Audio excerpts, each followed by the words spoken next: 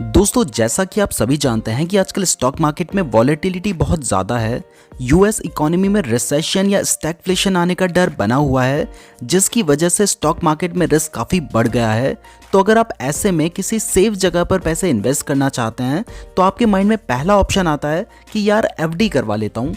लेकिन दोस्तों, प्रॉब्लम यह है कि एफडी में आपको सिर्फ 3 से 4% का ही रिटर्न मिलता है, जबकि अभी इंडिया में इन्फ्लेशन 6% से ज़्यादा है। यानी अगर आप एफडी में अपना पैसा रखते हैं तो भले ही आपको 3 से 4% का इंटरेस्ट मिलेगा, लेकिन इन्फ्लेशन 6% से ज़्यादा होने की वजह से आपके पैसे की वैल्यू हर साल 2 से 3% घट जाएगी। मतलब एक तरह से आपका पैसा बढ़ने की जगह घट जाएगा, क्योंकि आज आप उस पैसे से जितने गुड्स परचेज कर सकते हैं, फ्यूचर में महंगाई बढ़ने की वजह से आप उस पैसे में आज के कंपैरिजन में कम सामान खरीद पाएंगे। तो अगर आप अपने पैसे को ग्रो करना चाहते हैं तो आपको एटलीस्ट किसी ऐसी जगह पर पैसे इन्वेस्ट करने होंगे जहां पर आपको 7% या उससे ज़्यादा का रिटर्न मिले। लेकिन प्रॉब्लम यह है कि अगर आप ज़्यादा रिटर्न्स चाहते हैं तो वहां पर रिस्क बढ़ जाता है, जिस वजह से आप एफडी में ही पैसा रखना प्रेफर करते हैं। तो इस सिचुएशन में अगर मैं आपको कहूं कि एक ऐसी एसेट क्लास है जिसमें आपका पैसा ऑलमोस्ट एफडी जितना ही सेफ रहता है, लेकिन इसमें आपको 7 से 10% के फिक्स रिटर्न्स मिलते हैं और कुछ केसेस में तो 10 से 12% के भी रिटर्न्स मिलते हैं, तो क्या आपको इसके बारे में जानना नहीं चाहिए? ऑफ कोर्स जानना चाहिए। इसलिए आज की वीडियो में हम आपके लिए एक ऐसा एसेट क्लास लाए हैं जो आपके पोर्टफोलियो को स्टेबिलिटी देगा और साथ ही आपको रेगुलर कैश फ्लो भी देता रहेगा। और इस एसेट क्लास का नाम है बॉन्ड्स। बॉन्ड्स ऐसे इंस्ट्रूमेंट होते हैं जिसमें आप किसी कॉर्पोरेट या गवर्नमेंट को लोन देते हैं और उस लोन के बदले आपको एक फिक्स इंटरेस्ट मिलता है। ये स्टॉक मार्केट से कम रिस्की होते हैं, लेकिन आपको एफडी से ज़्यादा रिटर्न बना के देते हैं। तो अगर आप अपने पोर्टफोलियो को डाइवर्सिफाई करना चाहते हैं तो स्टॉक मार्केट के साथ साथ कुछ पैसा आप बॉन्ड्स में भी शॉर्ट टर्म के लिए इन्वेस्ट कर सकते हैं, यानी 1 से 4 साल के होल्डिंग पीरियड के लिए इन्वेस्ट कर सकते हैं। और क्योंकि आजकल आरबीआई इंटरेस्ट रेट बढ़ा भी रही है, इसलिए आपको बॉन्ड्स में ज़्यादा इंटरेस्ट भी मिलेगा। तो चलिए अब बॉन्ड्स के बारे में अच्छे से जानते हैं और मैं आपको ये भी बताऊंगा कि आप बॉन्ड्स में इन्वेस्ट कैसे कर सकते हैं। तो दोस्तों, आप सभी शेयर मार्केट के बारे में तो जानते ही हैं कि यहाँ कंपनीज अपने आप को एक्सपेंड करने के लिए आईपीओ लाती हैं और प्रमोटर्स अपने शेयर्स बेचकर मार्केट से पैसा उठाते हैं। लेकिन मान लो अगर प्रमोटर्स कंपनी में अपना स्टेक डाइल्यूट नहीं करना चाहते हैं और उन्हें पैसे की ज़रूरत है, तो वो इसके लिए अगर बैंक से लोन लेंगे तो उन्हें उसमें 12 से 13% का इंटरेस्ट देना पड़ेगा और बैंक्स उन पर कई रेस्ट्रिक्शन भी इम्पोज करेगा, जो कि हर कंपनी अवॉइड करना चाहेगी। और इसी प्रॉब्लम का सॉल्यूशन है बॉन्ड्स। तो अब आपको क्लियर हो गया होगा कि बॉन्ड्स के थ्रू कंपनीज डायरेक्टली पब्लिक से पैसे लोन की फॉर्म में लेती है। मतलब बॉन्ड्स के थ्रू जो पैसे हम कंपनी को देते हैं वो कंपनी के ऊपर डेट होता है, जिस पर कंपनी हमें इंटरेस्ट पे करती है। तो ये एक विन विन सिचुएशन है, क्योंकि इसमें रिटेल इन्वेस्टर्स और कंपनी दोनों का फायदा होता है। कंपनीज को मार्केट से कम रेट पर लोन मिलता है और वहीं रिटेल इन्वेस्टर्स को एफडी से ज़्यादा इंटरेस्ट मिलता है। इसलिए बॉन्ड्स एक अच्छा इन्वेस्टमेंट ऑप्शन है। लेकिन दोस्तों, इसका मतलब ये नहीं है कि आप किसी भी बॉन्ड में इन्वेस्ट कर लें। अगर आपने बॉन्ड सेलेक्ट करते हुए समझदारी नहीं दिखाई तो इसमें आपका पैसा डूब भी सकता है। ऐसा बहुत रेयरली होता है, लेकिन ये पॉसिबल है। इवन IL&FS एक फाइनेंशियल कंपनी है जो कि इंफ्रास्ट्रक्चर प्रोजेक्ट्स को फाइनेंस करती थी। इस कंपनी ने देश के बहुत सारे इंपॉर्टेंट इंफ्रास्ट्रक्चर प्रोजेक्ट्स को फाइनेंस किया था, लेकिन क्योंकि इंफ्रास्ट्रक्चर प्रोजेक्ट्स कैपिटल इंटेंसिव होते हैं और इनके कैश फ्लोज रेगुलर नहीं होते हैं, इसलिए इस कंपनी का जो डेट टू इक्विटी रेशियो था वो 18.7 तक पहुंच गया था। यानी कंपनी के ऊपर अपनी इक्विटी से 18 गुना ज़्यादा डेट हो गया था, जिसकी वजह से कंपनी अपने सारे शॉर्ट टर्म डेट्स को सर्विस नहीं कर पाई और डिफॉल्ट कर गई। इसके कुछ दिन बाद पता चला कि डीएसपी फंड हाउस ने DHFL के बॉन्ड्स को मार्केट में काफ़ी सस्ते रेट में बेच दिया है। खबर बाहर आते ही DHFL का स्टॉक प्राइस 55% से ज़्यादा गिर गया और DHFL के बॉन्ड होल्डर्स को काफ़ी बड़ा हेयर कट लेना पड़ा। बट ये बहुत रेयर केस है, लेकिन फिर भी इससे आप समझ सकते हैं कि बॉन्ड्स को आपको कितना केयरफुली पिक करना चाहिए। तो चलिए अब सबसे पहले बॉन्ड से रिलेटेड कुछ स्पेसिफिक टर्मिनोलॉजीज को जान लेते हैं। उसके बाद मैं आपको बताऊंगा कि बॉन्ड्स को पिक करते टाइम आपको क्या क्या देखना चाहिए। तो दोस्तों, अब तक आप ये तो समझ गए हैं कि कंपनीज बॉन्ड इशू क्यों करती है। अब मान लो कोई कंपनी 10 करोड़ का डेट उठाना चाहती है, यानी लोन लेना चाहती है, तो कंपनी 1000 रुपए के 1 लाख बॉन्ड इशू करेगी। तो उस एक बॉन्ड की जो फेस वैल्यू हो गई वो हो गई 1000 रुपीज़। अब जब कंपनीज आपसे लोन लेती हैं तो उन्हें इंटरेस्ट देना पड़ता है और इसी इंटरेस्ट रेट को बॉन्ड्स लैंग्वेज में कूपन रेट कहा जाता है। यानी इसमें जो इंटरेस्ट रेट है उसे कूपन रेट कहा जाता है।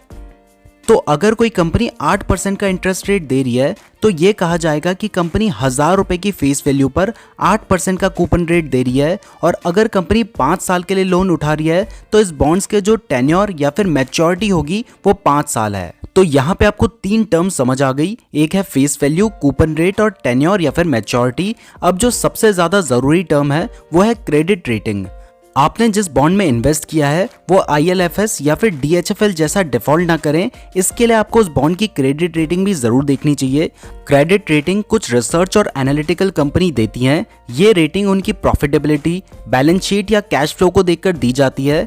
जिस बॉन्ड की जितनी हाईएस्ट क्रेडिट रेटिंग होती है उस कंपनी की फाइनेंशियल पोजीशन उतनी अच्छी होती है और इंटरेस्ट पेमेंट में डिफॉल्ट करने के चांसेस उतने ही कम होते हैं। AAA रेटेड बॉन्ड्स को सबसे ज्यादा सिक्योर्ड माना जाता है, फॉलोड बाय AA, A और उसके बाद B नेगेटिव या D रेटिंग। दोस्तों D का मतलब तो डिफॉल्ट ही होता है, इसलिए हमेशा सबसे हाईएस्ट रेटेड बॉन्ड्स के लिए ही जाएं। भले ही जिस बॉन्ड की क्रेडिट रेटिंग जितनी कम होगी उतना ही ज्यादा वो आपको इंटरेस्ट या कूपन रेट देगी, लेकिन सिक्योरिटी और इंटरेस्ट रेट इनवर्सली प्रोपोर्शनल होते हैं। तो अगर बॉन्ड्स को कंसीडर कर रहे हो तो AAA या AA बॉन्ड्स को ही कंसीडर करें। तो अब आप ये जान गए हैं कि बॉन्ड्स को सेलेक्ट कैसे करना है, तो अब मैं आपको बताता हूं कि आप कहां से बॉन्ड्स बाय कर सकते हैं। उसके बाद मैं आपको सिक्योर्ड एंड अनसिक्योर्ड बॉन्ड्स भी बताऊंगा। तो दोस्तों अगर आप बॉन्ड्स में इन्वेस्ट करना चाहते हैं तो इसके लिए जो सबसे बेस्ट प्लेटफॉर्म है वो है goldenpie.com। मैं ऐसा इसलिए कह रहा हूं क्योंकि GoldenPie is backed by Zerodha and partnered with axis direct, IIFL securities and Bajaj finance securities limited. तो इसलिए आप इस पर ट्रस्ट कर सकते हैं और साथ ही इसमें सबसे ज्यादा रेंज है बॉन्ड्स की, जैसे कि NBFCs, banks, PSUs, corporates etcetera. Generally bonds में अगर आप इन्वेस्ट करना चाहते हैं तो इसके लिए आपको कई लाख रुपए इन्वेस्ट करने होते हैं, लेकिन NCD IPOs के केस में आप 10,000 रुपए से भी इसमें इन्वेस्टमेंट शुरू कर सकते हैं। और अभी एडलवाइज ब्रोकर्स का NCD IPO आया हुआ है, तो अभी आप सिर्फ 10,000 रुपए से भी इसमें इन्वेस्टमेंट कर पाएंगे। तो अगर आप इसमें इन्वेस्टमेंट करना चाहते हैं या फिर किसी भी बॉन्ड में इन्वेस्ट करना चाहते हैं तो आपको goldenpie.com की वेबसाइट पर जाना है। यहाँ जाने के बाद आपको जो भी साइनअप की प्रोसेस है वो कंप्लीट कर लेनी है और अपनी KYC कंप्लीट कर लेनी है। उसके बाद आपको ये इंटरफेस दिखाई देगा। यहाँ पे आपको दिखाई दे रहा है कि एडलवाइज ब्रोकिंग का जो IPO है वो आया हुआ है और इसमें आपको 9.95% तक का इंटरेस्ट मिलेगा। तो अभी अगर आप FD में देखें तो आपको लगभग 4.5% का रिटर्न मिल रहा है, जबकि इस IPO में आपको 9.95% का रिटर्न मिलेगा हर साल। ये जो IPO है ये 26 जुलाई को क्लोज हो जाएगा। अगर आप इसके बारे में और जानना चाहते हैं तो यहाँ पे आपको दिखाई दे रहा है कि इसकी रेटिंग क्या है और इसमें कब कब पेमेंट्स मिल सकती हैं। तो जैसे इसमें क्रिसिल ने AA नेगेटिव की रेटिंग दे रखी है, तो ये भी अच्छी रेटिंग है, मतलब आप इसको कंसीडर कर सकते हैं। ये देखिए इधर भी क्रिसिल ने AA नेगेटिव की रेटिंग दे रखी है, यानी AA नेगेटिव। तो अब यहाँ पे आपको दिखाई दे रहा है कि अगर आपको मंथली पेमेंट चाहिए, यानी आप एक बार पैसा लगाएंगे और आपको हर महीने पेमेंट आएगा, इंटरेस्ट आएगा, तो उसमें आपको 9.55% का इंटरेस्ट मिल सकता है और उसमें आपको इस वाले IPO में अप्लाई करना होगा। तो यहाँ पे आपको इसकी बाकी डिटेल्स दिखाई दे रही हैं, जैसे आपको इसमें जो मिनिमम इन्वेस्टमेंट करनी होगी वो 10,000 रुपीज की होगी और इसमें इसका जो कूपन रेट है वो 9.16 पर एनम है, लेकिन ईयर टू मैच्योरिटी जो है वो 9.55% का मिल रहा है। ये जो NCD है इसका टेन्योर 60 मंथ्स है, यानी 5 साल के लिए आपको इसको रखना होगा और इसमें आपको मंथली पेमेंट मिलेगी। ये आपको दिखाई दे रहा है, यहाँ पे आपको इसकी रेटिंग दिखाई दे रही है, यहाँ पे दिखाई दे रहा है कि किसने वो रेटिंग दी है। अब दोस्तों अगर आप बाकी जानकारी उसके बारे में देखना चाहते हैं तो वो भी आपको दिखाई दे रहा है, जैसे इसकी जो सिक्योरिटी है वहाँ पे लिखा है कि ये बॉन्ड सिक्योर्ड है, तो आप चाहें तो इसमें इन्वेस्ट कर सकते हैं। अब अगर आप चाहते हैं कि नहीं मुझे हर महीने इंटरेस्ट नहीं चाहिए, मुझे साल में एक बार चाहिए, तो आपको दिखाई देगा कि यहाँ पे और भी ऑप्शंस देखने को मिल रहे हैं। जैसे यहाँ पे अगर आप चाहते हैं कि आपको हर साल इंटरेस्ट मिले, महीने में ना मिले बल्कि साल में एक साथ मिल जाए, तो वो भी आपको यहाँ पे दिखाई दे रहा है। इसके बाद अगर आप चाहते हैं कि आपको सारा इंटरेस्ट एक बार जब आपका ये टेन्योर खत्म हो जाए उसके बाद मिले, तो क्यूमुलेटिव का ऑप्शन भी है। तो ये सारे ऑप्शन है, आप चाहें तो इनमें इन्वेस्ट कर सकते हैं और इनमें इन्वेस्ट करने के लिए आपको जिसमें भी इन्वेस्ट करना है उस पर क्लिक करना होगा।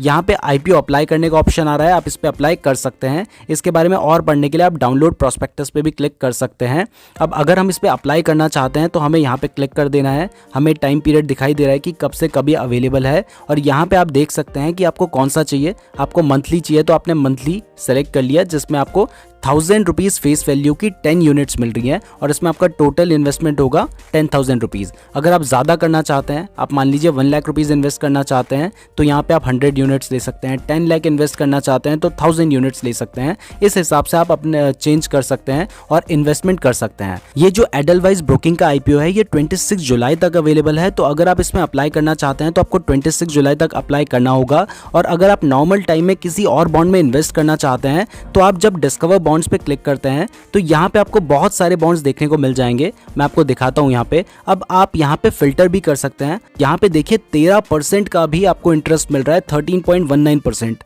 मतलब कई बार तो स्टॉक मार्केट में भी इतना इंटरेस्ट मिलना मुश्किल हो जाता है जब मार्केट साइडवेज चल रहा होता है, लेकिन यहाँ पे आपको 13.19% का फिक्स इंटरेस्ट मिलेगा। और यहाँ पे आप रेटिंग्स देखें, AA इसकी रेटिंग है, यानी रेटिंग भी बहुत अच्छी है। और इसमें आपको जो पेमेंट होगी वो ईयरली पेमेंट होगी। इसके अलावा आप देखेंगे 12.95% का मिल रहा है। इसके अलावा यहाँ पे 12.75% का मिल रहा है और साथ में उसमें जो मिनिमम इन्वेस्टमेंट है वो भी आपको दिखाई दे रही है। ये उसमें कब आपको इंटरेस्ट मिलेगा वो भी आपको दिखाई दे रहा है। अब अगर आप ये देखना चाहते हैं कि मुझे सबसे ज्यादा सेफ चाहिए, मुझे AAA रेटेड बॉन्ड में इन्वेस्ट करना है, तो आपको यहाँ फिल्टर से सेलेक्ट कर लेना है AAA रेटेड बॉन्ड्स। तो आपको दिखाई दे रहा है यहाँ पे आदित्य बिरला फाइनेंस लिमिटेड का बॉन्ड है जो कि 8.08% का इंटरेस्ट दे रहा है, यानी FD से लगभग डबल आपको इंटरेस्ट दे रहा है। इसमें जो पेमेंट होगी वो हर साल होगी और ये एक AAA रेटेड बॉन्ड है जो कि सबसे ज्यादा सेफ माना जाता है। और ये ICRA की रेटिंग है जो कि बहुत बड़ी फाइनेंशियल कंपनी है, तो आप इसकी रेटिंग पर ट्रस्ट कर सकते हैं। तो दोस्तों इस तरीके से आप गोल्डन पाई का यूज करके बॉन्ड्स में इन्वेस्ट कर सकते हैं। गोल्डन पाई का लिंक मैंने आपको डिस्क्रिप्शन पे दिया है। अब दोस्तों बॉन्ड्स दो टाइप के होते हैं, एक होते हैं सिक्योर्ड और दूसरे होते हैं अनसिक्योर्ड बॉन्ड्स। इसको एक एग्जांपल से समझते हैं। जैसे आप कभी बैंक के पास लोन लेने जाते हैं तो बैंक पहला तो आपकी इनकम देखता है कि आप उस लोन को चुका सकते हैं या नहीं, लेकिन इसके साथ ही आपको कुछ मॉर्गेज रखने के लिए भी कहता है, यानी एक कोलेट्रल। वैसे ही कंपनीज जब बॉन्ड्स इशू करती हैं तो वो बॉन्ड्स सिक्योर्ड या कोलेट्रलाइज्ड होते हैं, यानी कंपनी अगर डिफॉल्ट करती भी है तो वो बॉन्ड्स के पीछे रखे हुए कोलेट्रल को बेचकर बॉन्ड होल्डर को पैसा वापस किया जा सकता है। तो सिक्योर्ड बॉन्ड्स वो होते हैं जिसके पीछे कोलेट्रल रखा हुआ होता है और अनसिक्योर्ड बॉन्ड्स वो होते हैं जिसके पीछे कोई भी कोलेट्रल नहीं रखा होता। इसलिए दोस्तों हमेशा उन्हीं बॉन्ड्स को खरीदें जो कि सिक्योर्ड हो। ध्यान रहे दोस्तों कि कई सारे AAA रेटेड बॉन्ड्स भी सिक्योर हों, ऐसा जरूरी नहीं है। तो इसलिए सिर्फ क्रेडिट रेटिंग नहीं बल्कि बॉन्ड्स कोलेट्रल से सिक्योर्ड है या नहीं ये भी जरूर देख लीजिएगा। अब दोस्तों जैसे हम स्टॉक्स को IPO या फिर सेकेंडरी मार्केट से खरीद सकते हैं, वैसे ही बॉन्ड्स को भी आप IPO या सेकेंडरी मार्केट से खरीद सकते हैं। अगर आप बॉन्ड्स के IPO में इन्वेस्ट करते हो तो आप इन बॉन्ड्स को फेस वैल्यू पे खरीद रहे हो, तो आपको कंपनी ने जो कूपन रेट प्रॉमिस किया है वही मिलेगा। लेकिन अगर आप बॉन्ड्स को सेकेंडरी मार्केट से खरीदेंगे तो आप कभी भी उस बॉन्ड को फेस वैल्यू पे नहीं खरीद पाओगे। इस केस में आपको वो बॉन्ड या तो फेस वैल्यू से कम या फिर ज्यादा प्राइस में मिलेगा और तब आपका कूपन रेट ज्यादा या कम हो सकता है।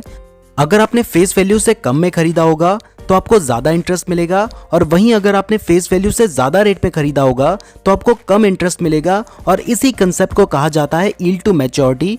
मान लीजिए आपने 1000 रुपए वाला बॉन्ड जो कि 10% इंटरेस्ट देगा वो 900 में खरीदा, तो आपका यील्ड टू मैच्योरिटी हो गया 11.11%। और वही बॉन्ड अगर आपने 1100 में खरीदा तो आपका यील्ड टू मैच्योरिटी हो गया 9.1%। यानी अगर आप फेस वैल्यू से कम में बॉन्ड खरीदेंगे तो आपको yield to maturity coupon rate से ज्यादा मिलेगा, और अगर फेस वैल्यू से ज्यादा में खरीदेंगे तो yield to maturity coupon rate से कम मिलेगा।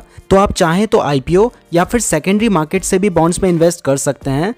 अब दोस्तों टाइप्स ऑफ बॉन्ड्स के बारे में जानते हैं। हम आपको सिक्योर्ड और अनसिक्योर्ड बॉन्ड्स के बारे में पहले ही बता चुके हैं। तो अब अगर बॉन्ड्स को ब्रॉडली डिवाइड करें तो बॉन्ड्स दो टाइप्स के होते हैं। इसमें पहला है GSEC यानी गवर्नमेंट सिक्योरिटीज या गवर्नमेंट बॉन्ड्स, और दूसरा है कॉर्पोरेट बॉन्ड्स। गवर्नमेंट बॉन्ड्स जैसे कि नाम से ही पता चल रहा है कि इसे गवर्नमेंट इशू करती है। GSEC सेंट्रल गवर्नमेंट के बॉन्ड्स हो सकते हैं, स्टेट डेवलपमेंट बॉन्ड्स हो सकते हैं, PSU यानी पब्लिक सेक्टर अंडरटेकिंग के बॉन्ड्स हो सकते हैं। सेंट्रल गवर्नमेंट के बॉन्ड्स और स्टेट डेवलपमेंट बॉन्ड्स सबसे ज्यादा सिक्योर्ड होते हैं क्योंकि इनमें सॉवरेन गारंटी होती है।